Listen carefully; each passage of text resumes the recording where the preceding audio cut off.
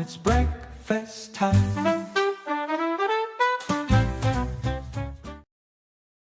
Tune in now. It's breakfast time. do do do do do do do do do do do do do. Cha. Good morning, good morning, good morning. Welcome everybody, one and all. We are still in the bunker. The bunker. Still in the bunker. Not still, we're back. They didn't let us out. The truth is, once we got, in fact, we didn't want to leave. That's probably more to the point, but we are so glad. That's the real deal. Olive, my name is DJ Val, and of course, this is What's on Your Mind. Do you know we're on episode 3? Yeah. Thank you. Already? Thank you. Bonjour. That's like nearly a month. Bonsoir. It is a month. How are you? Guten Tag. Akoso mate, everybody. How are you all doing? How are you all doing out there? Are you doing good? Are you feeling good? How was your Valentine's Day? How was it? Your Valentine's weekend? It was a weekend. Yeah, it was the weekend. Did you do something interesting? Were you kind to yourself? Harmonious? Thank you. Loving, caring, you know, everything and anything that you need. Do let us know, you know, how you got on with your, especially the guys. I know the week before last they were called out, right? No. And yes, they were. I confess that I was nervous, and hey, everybody was like, let me run and go and arrange the gift. Yeah. Some had running emojis.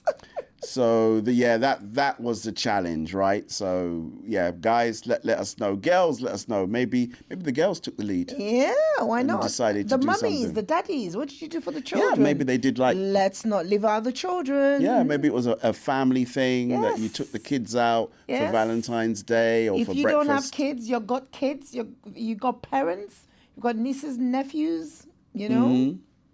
Yeah, you could have gone out and done anything with. Maybe you did a solo, Valentine's solo. Hey ho.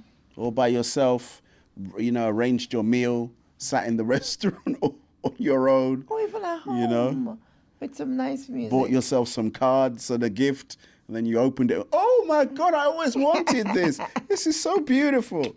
I don't know. I think it's in those movies they do all that kind of stuff. But how was your Valentine's Day? Very, very, very good. Thank you so much. It's always a family affair for us.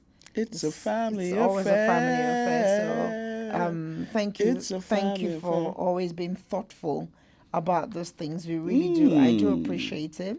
Because let to me alone, some of those things will just go by like any other day. But it's nice to celebrate. It's nice to get into the spirit of these things. Thank you all so much for all your comments from last show. Thank you for the post-show comments as well.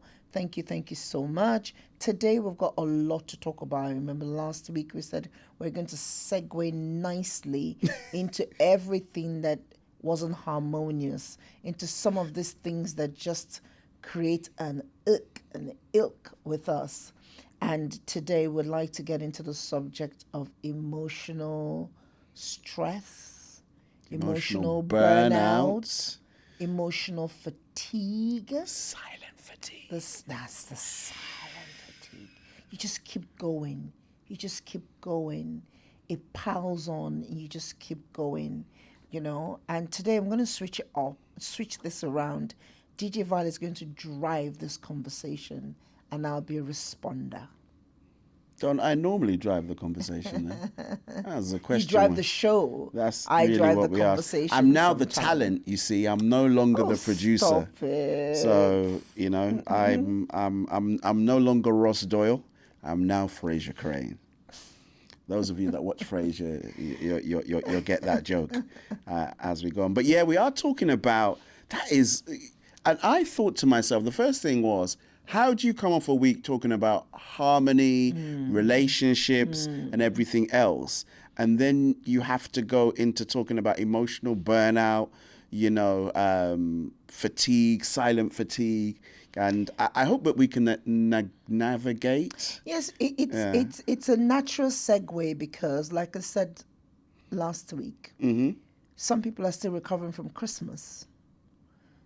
Statistics have shown that most families takes them up to 4 to 5 months to recover from the sheer strain that just that month Then you've takes. got another 6 months to do Then it all you got again. another 6 months to do it. Crazy.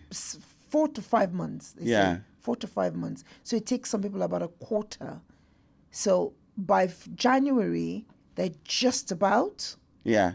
By February paycheck, they've kind of balanced out. Okay. Then comes Easter. Then Easter is what knocks everybody out again a bit for those who go above. And then you've got the bank holiday that comes with it. So there's like a spending spree around that period. And because these things are general holidays that bring families together, so it's accumulation of just the financial and the emotional as well. And Okay. so they kind of gather momentum around May and then kind of sail through the rest of the year. Wonderful. Yeah. This momentum. All right, let's jump into this. I got a couple of questions for you guys out there, first of all. So, question 1, you can answer on a postcard or you don't have to answer on a postcard. Are you tired physically, emotionally, or spiritually? Do you rest or do you just scroll? Scrolling is not resting. Some people think that's a way of Your de-stressing. brain is still You're working. still working very hard. But in my little bit of research that I did, there's some signs that are out there that show that you might be burnt out. Okay? So, number 1, put your hand up if you agree with this. Irritated over small things. How are you? What do you mean? How am I? Good afternoon. It's not a good afternoon for me. What makes the afternoon What good? makes the afternoon good? You know, instead of you getting, maybe they missed the onions on your burger or something like that, and you get really irritated over small things. Yeah. The bus doesn't come on time. Something's 1 minute late when it should have been this way round. So all of these little tiny things, and all of a sudden You lose control. We just lose control. Uncontrollable behavior. Yeah. Here's another one. Always tired even after sleep. Yeah. How many times do you hear people wake up and they get up in the morning and go, I'm still tired, No, even worse. On Monday they say, "Well, I've had a really restful weekend, but I'm tired." Yeah. Yeah, so they were scrolling, not resting. They're doing the scrolling Or thing. they'll even say to you they slept, but it's that because there's so much fatigue the body is holding. One weekend is not enough to put you in that place of equilibrium or that place of harmony. Okay. Zoning out in conversations? Yeah. So you'll be talking. Yeah. Oh, mate, that happens to me sometimes. Yeah, stay in the room. Stay in the room. You just drift away. Yeah. I'm not fatigued. I'm sure I'm not fatigued. No, because what it does, it's silent. Remember you used the word silent fatigue, where you're just not, you don't have enough strength to even engage in the listening. So it's safer to just drift. No, I have enough strength to go, but I'm having a different conversation. I see. So that's what happens with me. So it's not, it's like I'm thinking, oh, that would be really good. But I think when you are tired, you drift. You do. You do, my love. No. Okay. No. Moving on. No. Moving on. Because I'm very, really tired like that. Give me an example. An example is we could have a conversation, but I know you're tired. So I say something that normally if you were not tired, you would have picked up on. But you don't pick up on it. And that's when I know he's tired. Just stop. Yeah. Okay, we'll move on. Yeah. We'll come back to that one. Saying the magic word, which is, or the magic 2 words all the time. The magic 2 words are... I'm okay. I'm fine. I'm fine. And it's not even the words, it's the way it's said. Yeah, it's the way it's said. I'm fine. And I'm there's fine. always, they never make eye contact. Yeah. I'm fine. I'm okay. Yeah. and they're moving, or you're moving past the person while you're saying it. How are you? I'm fine. It's like, whoa, hey, what happened? You know, what happened, guys? You know that program we watched, those crime profilers that watch people's the looker, the watcher, the thing, that analyze people's lie, you know, whether they're lying. They always say that whenever people say something and they nod their head to the negative, that's not true. And they always say, nobody ever tells you, I'm fine. They always go, I'm fine. Yeah, body. There's a nod. Yeah. And, you know, we were laughing in kind of like the pre-show where we were saying to ourselves, if that I'm fine, what it really means in subtitles, if it was really on the bottom of the screen, please leave me alone. I don't want to be disturbed. Who cares what you think of me? Yeah, I couldn't be bothered. I couldn't be bothered. Yeah. Can you just leave me alone? Yeah, that's a sign. Mm-hmm. So that's a sign of being fatigued, right? Mm-hmm. And potentially burnt out. So remember, we're putting this together. We're grouping it. We're not unpacking it in terms of physical, emotional, spiritual, and we'll talk physical. Yes. So physical, emotional, spiritual. That's it. Yes. So the three elements of the sense of man. We're not unpacking it. We're just kind of putting them together. For the sake of this episode. Just trying to get something out of there. And here was another interesting point that came out, that burnout isn't a weakness, it's actually overload. Yeah. So a lot of people think they have to keep... Let's talk about how we get to the burnout. Okay. So how do we get to the burnout? Exactly. That's the point you've just kicked us off with. Mm-hmm. It's not a sign of weakness. It's a sign that you're overloaded, you're overworked. And some people get to it from different angles, what we've just mentioned. Some people, the emotional side of it could say in the workplace. So let's use the workplace as a case study. They're physically overworked. They're emotionally drained because they're not acknowledged.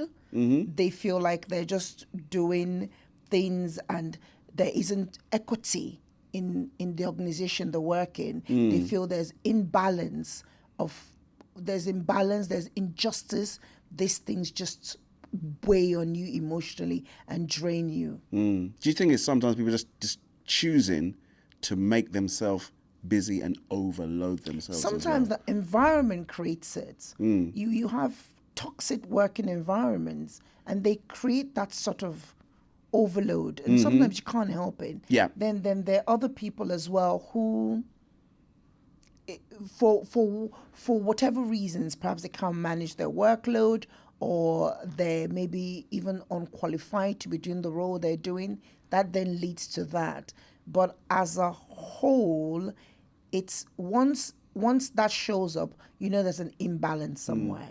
But don't you think sometimes there's some people that force themselves in that situation? I mean, you've been at work, right? And there's that person that just wants to be in every department, on every meeting, on every board, on everything. They want to be, and then they get burnt out. True. Yeah? Okay. All right, we'll move on to the next.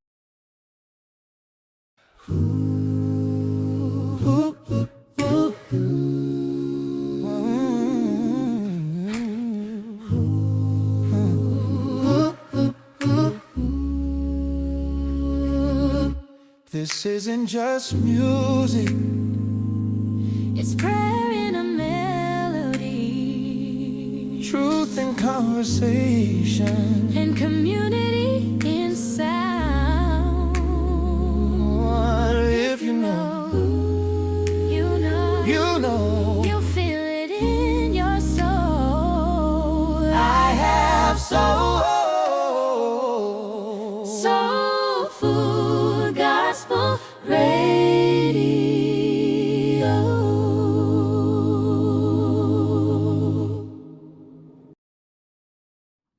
So, all right, so burnout isn't a weakness, all right, it's overload. Here's another interesting statement around that. Rest isn't laziness, it's maintenance. That's it. Rest is self-care. Yeah. Rest is love. We talked about love last week. If you love yourself, if you love your family, you love your partner, you love your future, you would rest. You would do those things that prevent you from getting to the place of burnout. So do you rest?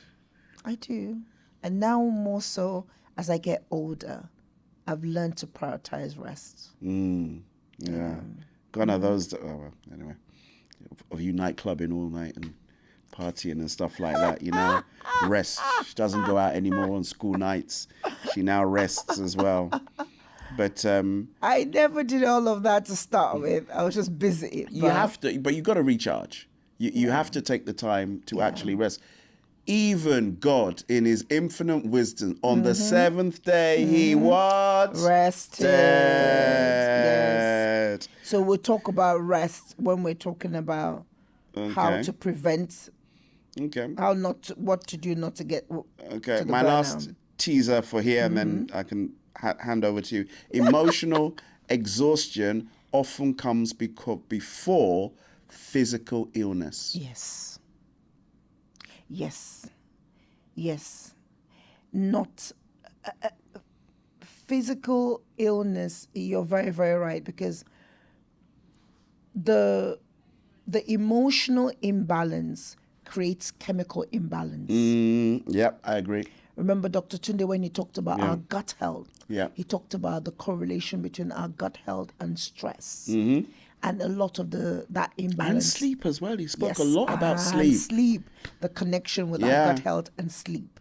Yes, so if you're resting well, your gut will repair. Your gut. What was that? He said the gut was the cradle of the body's health. Yes, yeah, and when we're able to look at our lives from a holistic standpoint, when, again, many of what we've talked about last year was holistically, as in, how do we bring all of these things together? What we know about our purpose, our value, the things that matter to us, how we maintain our health and our physiological health, our emotional health, our spiritual health, our intelligence, our intellect, all of that. Some people, if their intellect isn't functioning, they get depressed. So it's that finding what works for you, that balance. If you have a physically demanding job, rest will take a different look for you. If you have a sedentary job, rest will also take a different look for you. You will probably need more physical exercise to help you get into the good place of rest. But somebody who's chopping log and chopping wood every day for a living might not need as much exercise to rest. You know, so you have to, based on your lifestyle, you then have to define how and where this balance comes from, you know, and in setting that balance, expectations matter as well. As a man, are you able to create room? So for those who have families, are you able to create room for you as parents to rest while your children, if your children of that age of taking charge? So I remember, there's some parents, like in our case, the kids are always in the kitchen with me, because I always said it was in my best interest that they knew how to hold their own in the kitchen, so that there'll be times if I can't do it, they can do it. You know, so that created a good balance for me to be able to, some mornings, chill out on a weekend, because they will be doing their own thing. Or I remember one Christmas when I didn't cook, when they cooked. Or when I cooked. You know, you see what I mean? So it's that, you decide what works for you. Now, in an organization, if you're working a shift pattern, now shift patterns are they're very difficult on the body, because some of them are not natural. You're working 4 nights in a row. What's the in between? In the hospitals, it's some of them do 3 in, 2 out, 3 in like that. That's how they rotate it. But then some of us will go to another hospital and do another 2 nights. Yeah. You see, because your organization is not recording that one, but another clinic, you're going to do that moonlight to get your night shift in, because get the money, because you to get more the money on the night shift than you do on the day There's shift. more money on the night shift. But then that then takes a toll. You find some people, their eyes are constantly bloodshot because they're not sleeping enough. And then we can sit here and tell stories of Nigerian women, Ghanaian women who's slumped in the shopping center, just slumped, blood clots, brain aneurysm, one thing or the other, due to what? Lack of rest. Okay, so I've got, again, I think this dovetails a little bit on that in terms of the motivation aspect. So most people don't need motivation. All they need is recovery, just to be able to get themselves out of that state of being worn out, run down, bone tired. Yeah, that you can actually think and think clearly, you know. And I think sometimes when they say, how come when you go away for a break or you even leave a town and you come back, that you feel so different? I call it emptying the stress bucket. You literally empty out your stress bucket, you know, because you've literally gone elsewhere and emptied it out, you know. And so it's that being aware. Each of us have, we like images and metaphors. Just imagine each of us have a bucket we carry and we keep chucking all the tension, everything into it. You know, just imagine you're carrying that about. And some of us, it begins to overflow till it becomes a nuisance, becomes an ecological nuisance, because it's overflowing with us everywhere we go. It begins to pollute the environment. Imagine a stress bucket, like a bin, like a rubbish bucket. You're just carrying it about. Things are spilling out. I mean, you're making a mess as you go along. Think of stress like that. It reminded me of that film. I think you've spoken about this before. Which one? But you spoke about this in season 7. You spoke about the bucket, and I said there's a really good film with the Nespresso guy. What's his name? George Clooney. Yes, George Clooney. It's called Up. Oh, you did ask me to watch that movie. Brilliant film. All right, it covers. It's one of those movies that covers so many different aspects. But his role, he's a speaker. And then when he goes, he talks about you said the bucket, he said the backpack. You know, and the backpack gets heavier. Yeah. And his whole thing was that he didn't have a house. We told the story about the backpack. Yeah, he didn't have a house. He got rid of all those things, but he was always, you know, so it worked out that he felt his life was, no, I shouldn't. I'll ruin the film. Go and watch. It's called Up. Up in the air. Not up. Up in the air. Up in the air. Practical ways of emptying the bucket. Yeah. Apart from holiday. Okay. So I've got a couple. Oh, go on. Okay. So it's to set boundaries. Lovely. And say no. Lovely. No to what? Some people can't say no.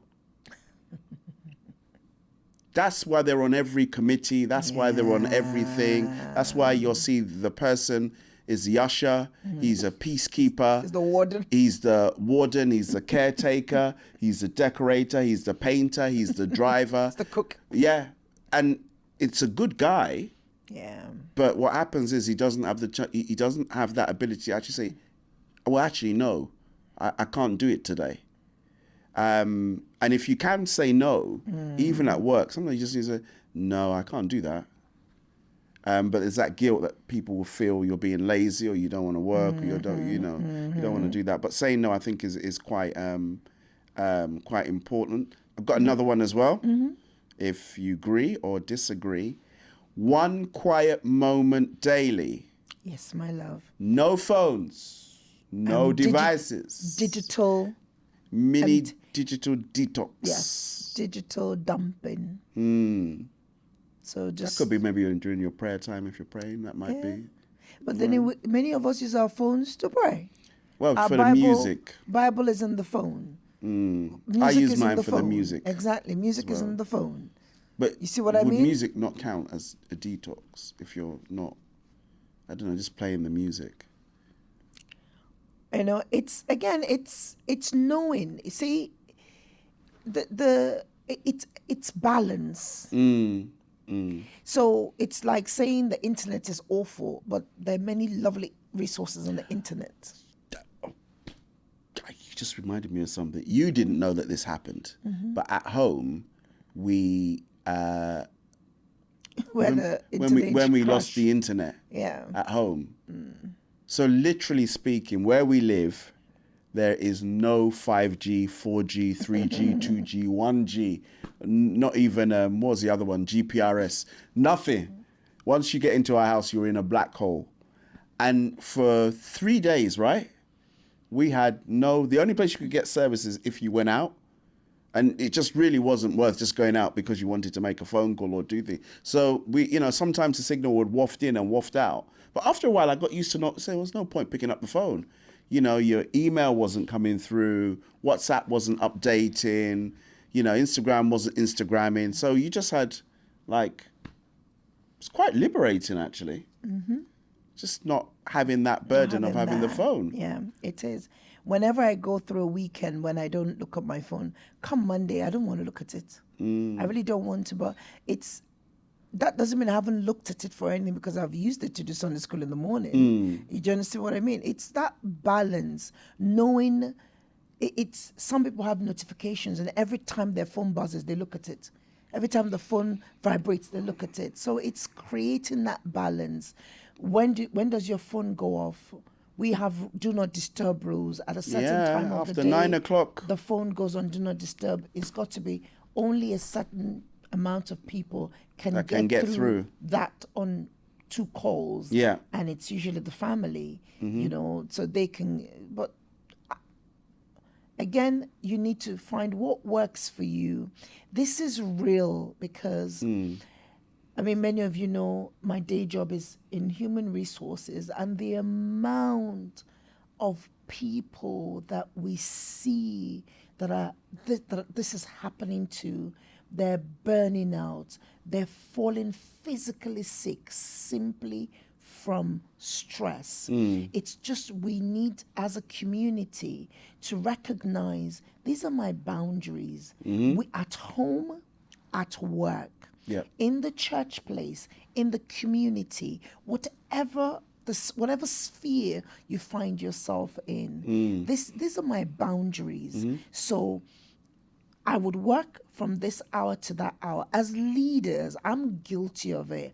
I put in extra hours, start super early, leave super late. Now I'm learning to strike that balance where are the priorities? What are my priorities for this week, for this month, so I can balance it out. So perhaps after working out, I don't have to go back to work. I can just go home from there.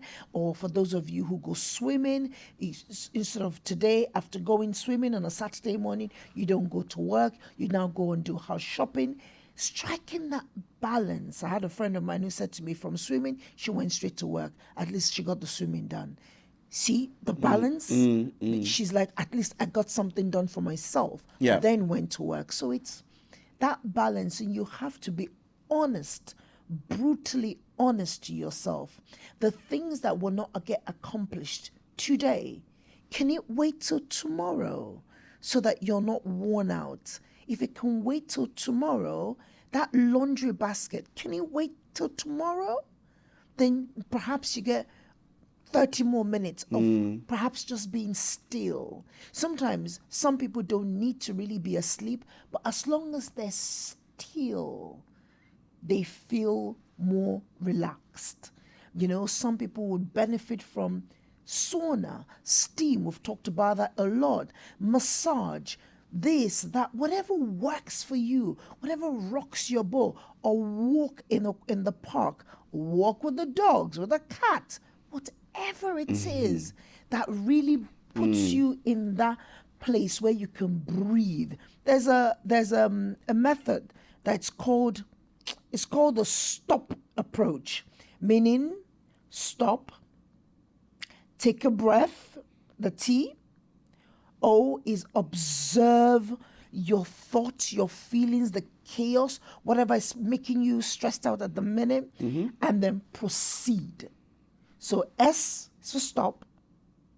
T is take a breath. Because I'm always saying to people, breathe in. Just pause and reflect. In that reflecting, you observe, why is this causing me such anxiety right now? Why am I stressing out at this minute?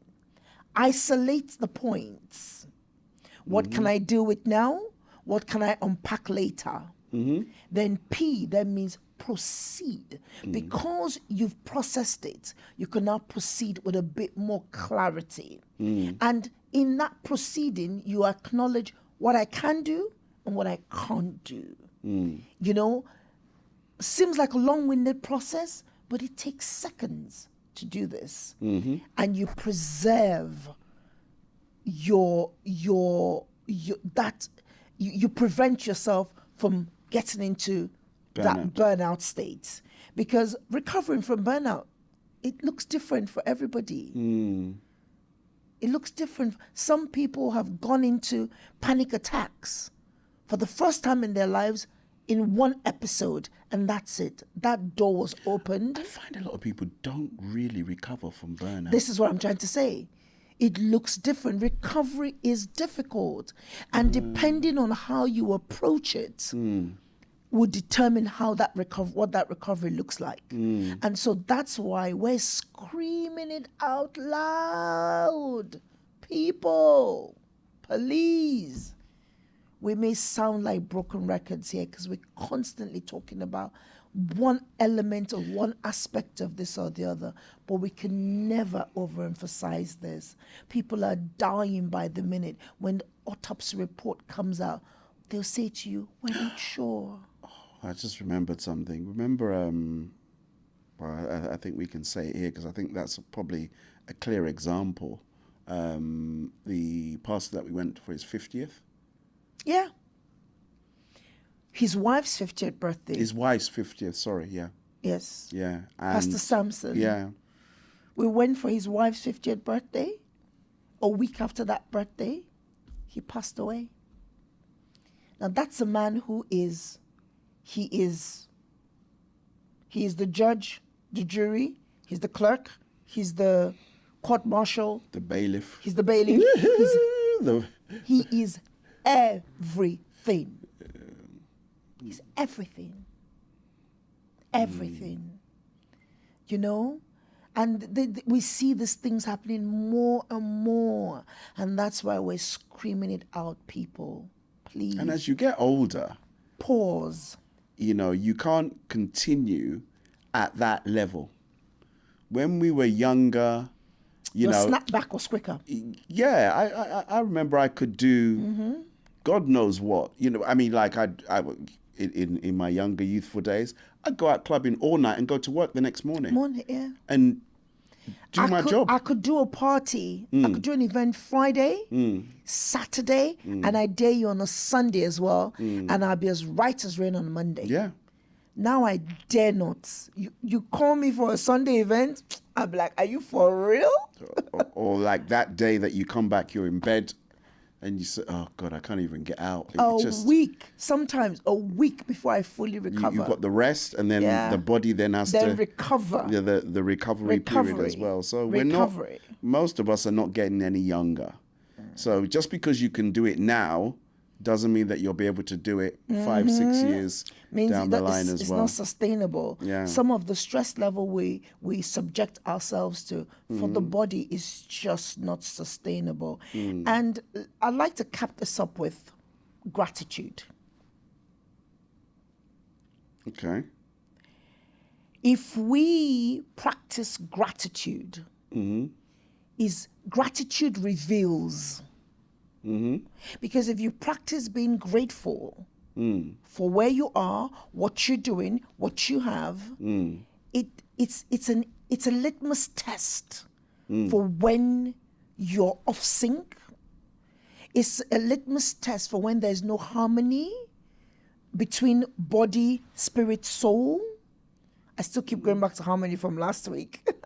You know, it's just stayed with me. Okay. You know, So when you practice gratitude, you have to be grateful for X, Y, Z. Practicing gratitude causes you to itemize, identify, and list what you're grateful for.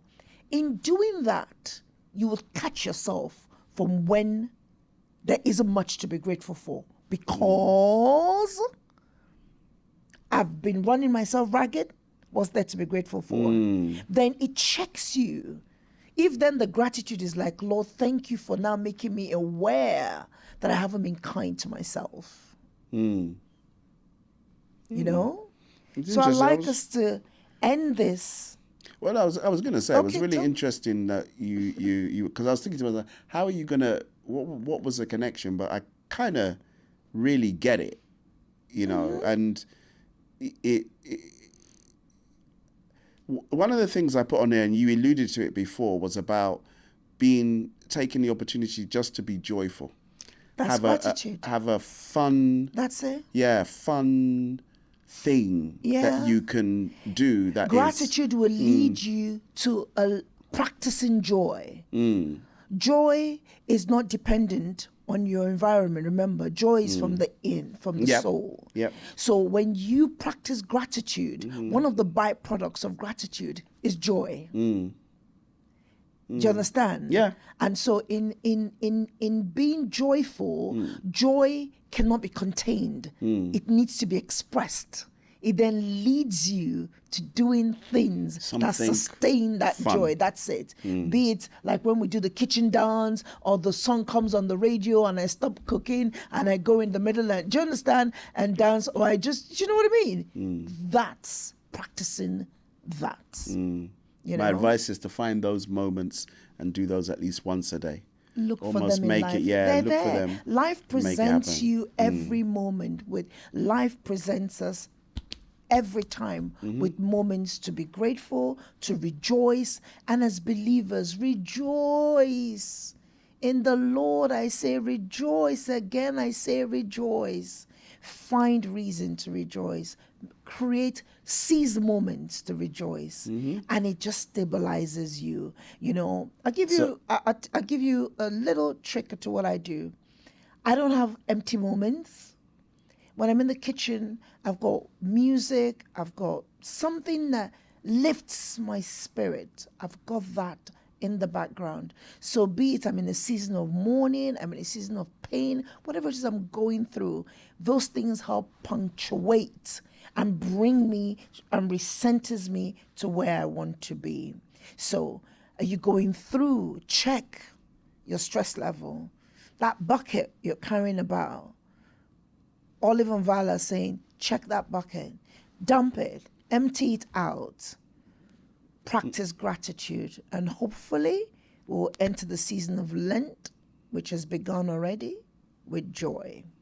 Shout out, DJ Val. No, I had one last thought actually, Oh, just good. You're on fire today. one last thought. Well, you know, that's what happens when you become the talent and you're not the producer.